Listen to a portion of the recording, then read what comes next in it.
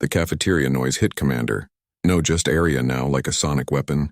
1,700 decibels of teenage chaos. Laughter ricocheting off walls, trays clattering, chairs scraping against linoleum. Her hand twitched toward her hip where her plasma sidearm used to rest. Nothing there. Just the stiff fabric of her new jeans. You gonna sit or just stand there looking weird? A girl with purple-streaked hair gestured to an empty seat. Arya calculated trajectories, exit points, potential threats. The girl raised an eyebrow. Right. Normal teenagers didn't perform tactical assessments of lunch tables. Sorry, yes, thank you. The words felt foreign. On the battlefield, she'd given orders, not apologies. She sat down with military precision. Back straight, eyes forward, hands visible. The other students slouched, draped themselves over chairs like they were melting. She tried to relax her shoulders. They locked back into position immediately. I'm Maya, the purple-haired girl said. You're the new transfer, right? Arya Chen? The name felt like someone else's. For 3 years, she'd been Commander Chen, the youngest military leader in the Coalition's history. At 14, when the Kethrid invaded, she'd been a tactical prodigy, a neural anomaly who could process battlefield data like an AI. They'd needed her. Humanity had been losing. Now humanity had won. The Kethrid were gone, and she was supposed to be normal. Yeah, that's me. Cool accent. Where you from? Military colony. Outer Rim. Not a lie, technically, though she'd spent most of those years on a command carrier, orchestrating the movements of 40,000 soldiers. Maya launched into a monologue about teachers, classes, some drama involving someone named Trevor. Arya's neural implants, still active despite the military's best efforts to deactivate them, automatically cataloged the information, cross-referenced names, built social network maps. She forced herself to stop. That was Commander Chen thinking. Arya was supposed to just listen. So anyway, you should totally try out for soccer, Maya was saying.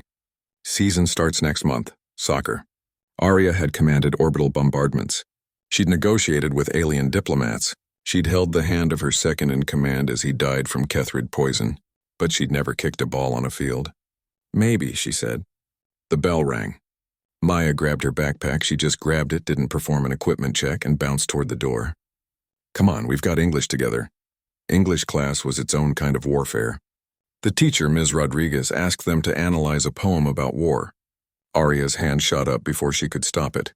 Yes, Arya? The metaphor is inaccurate. War isn't a storm that passes. It's a systematic destruction of infrastructure and morale, designed to break an enemy's capacity for resistance. And soldiers don't march bravely into glory. They're terrified humans doing a job because the alternative is extinction. Silence.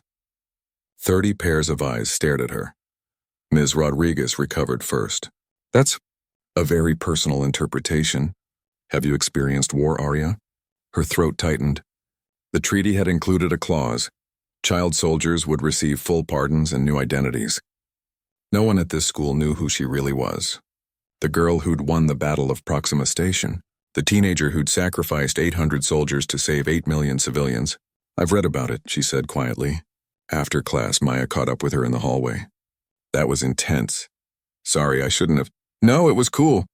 Everyone else just regurgitates whatever they think Ms. R wants to hear. You actually meant it. Arya managed a small smile.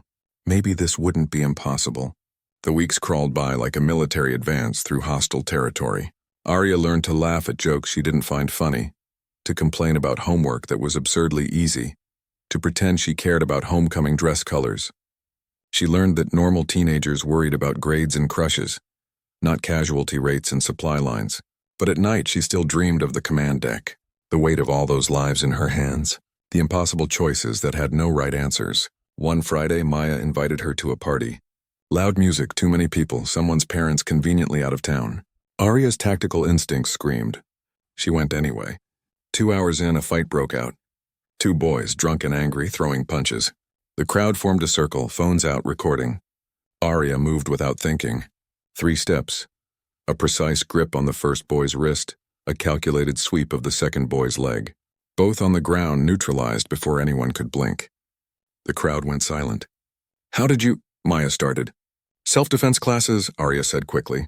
Her heart hammered. Stupid, so stupid. Normal teenagers didn't disarm threats like special forces operatives.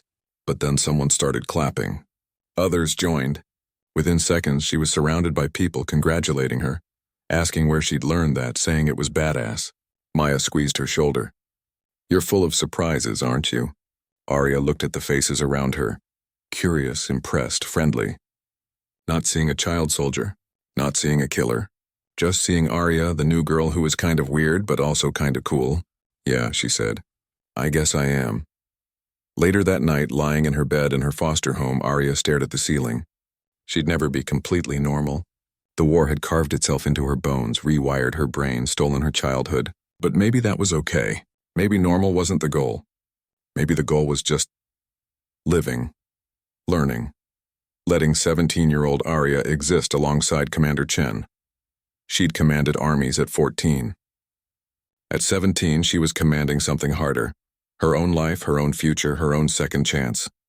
And maybe, just maybe, she could win this battle too. Outside her window, the stars looked different than they had from the command carrier.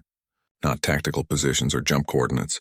Just stars, beautiful, distant, and finally blessedly peaceful. Arya closed her eyes and for the first time in 3 years, slept without dreaming of war.